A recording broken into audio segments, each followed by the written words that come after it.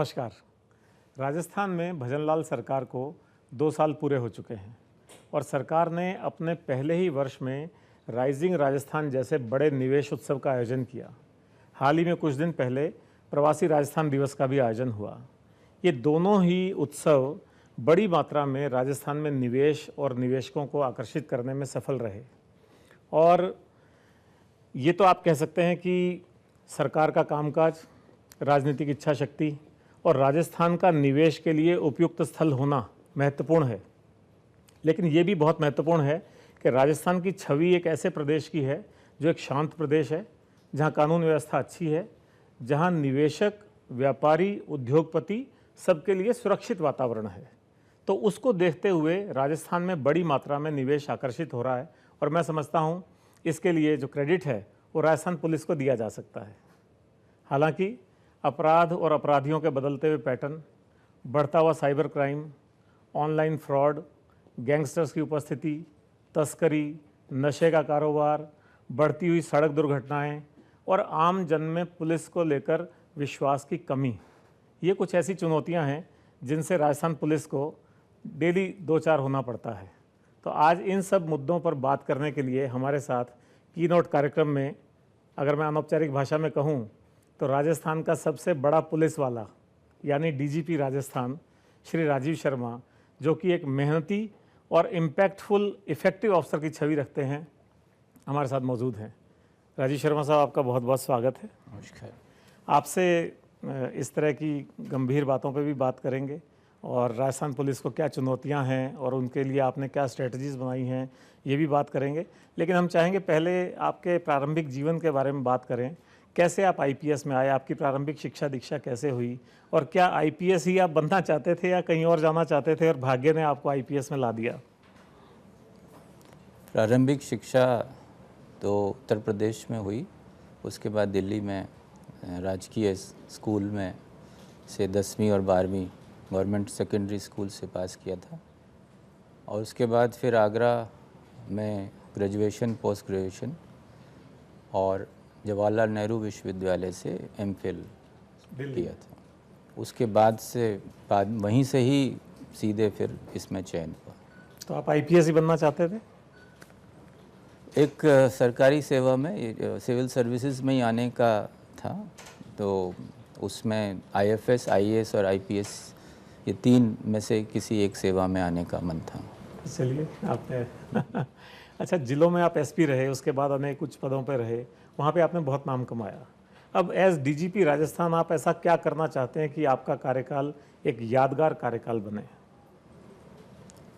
सबसे जो प्रमुख प्राथमिकता है वो है कि हमारे थाने जनता को जितना हम उसको फ्रेंडली कर सकें, कि किसी भी व्यक्ति को थाना जाने में, अपनी बात हम तक पहुंचाने में कोई मदद चाहिए तो उसको पाने के लिए किसी को कहने की ज़रूरत ना पड़े, किसी से फ़ोन करके, किसी से कहलवा के थाना ना जाना पड़े और सीधा उसको जाना के लिए सोचना नहीं पड़े कि मेरे को किस तरह का वहाँ पे व्यवहार होगा या किस तरह का वहाँ का माहौल होगा।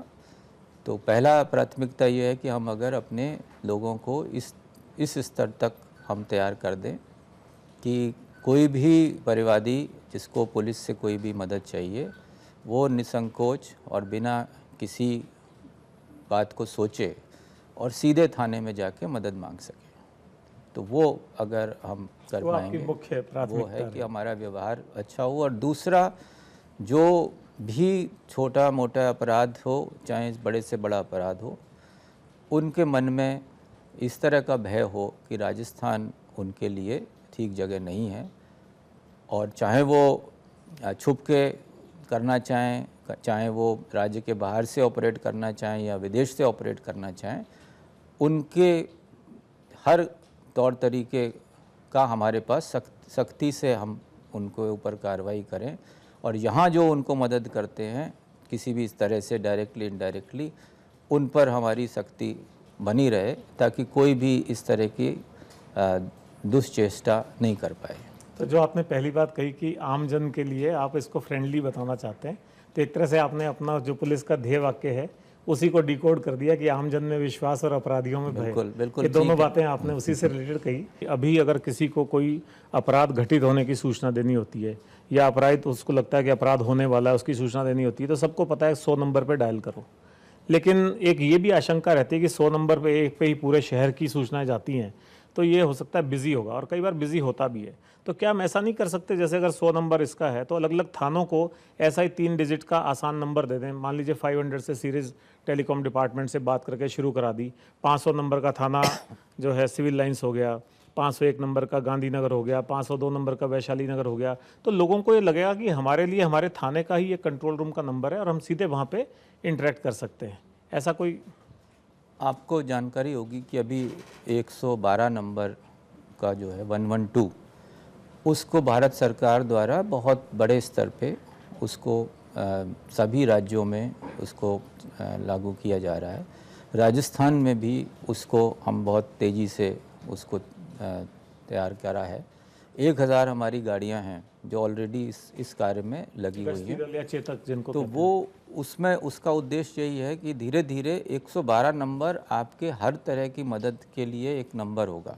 चाहे आपको फायर सर्विस चाहिए, पुलिस सर्विस चाहिए, महिलाओं को अपनी कोई सुरक्षा संबंधी कुछ है, चाइल्ड हेल्पलाइन का है, तो जितनी भी तरह तरह की हेल्पलाइन है धीरे धीरे उन सबको इस 112 के साथ जोड़ा जा रहा है, और ताकि लोगों को अलग अलग नंबर नहीं याद रखने पड़े। हाँ, ये उससे एक आसान सिंगल नंबर है। और हो, उसकी इतनी मल्टीपल लाइंस हों कि वो फ़ोन करे तो और उसका वो हम लाइन बढ़ा रहे हैं और साथ ही साथ गाड़ियां बढ़ा रहे हैं। तो हमारा भी जो रिस्पांस टाइम था पहले 20 मिनट से ज़्यादा होता था कुछ साल पहले, वो घट के 13 मिनट तक आ चुका है, और कुछ महीनों में तो वो 10 मिनट से भी कम रहा है।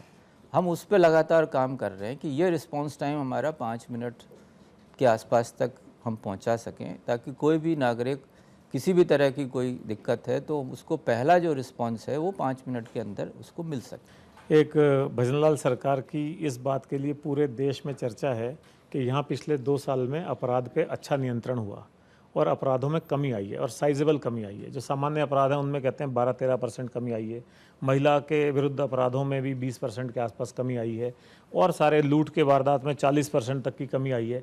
तो ये जो कमी आई है, ये क्या सरकार के इकबाल के कारण कमी आई है, या राजस्थान पुलिस की कोई विशेष रणनीति थी इस बारे में, या कोई स्पेशल एक्शन प्लान था उससे कमी आई है? अपराध में कमी के पीछे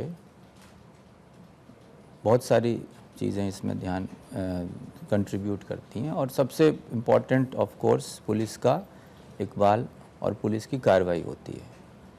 तो जितनी पुलिस सक्रिय होगी उतना ही अपराध में कमी आने की संभावना होती है।